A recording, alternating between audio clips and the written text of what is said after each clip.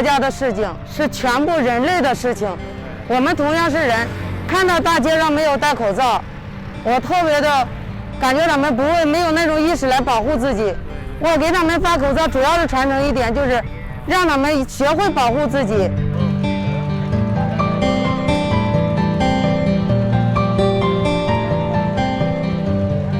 经过这个疫情呢，不是一个国家的事情，是整个全世界的事情，全人类的事情。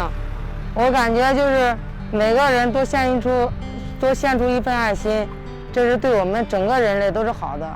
然后再说是中巴友谊，中国跟巴基斯坦就是很亲的个兄弟，所以说我们应该互相爱护。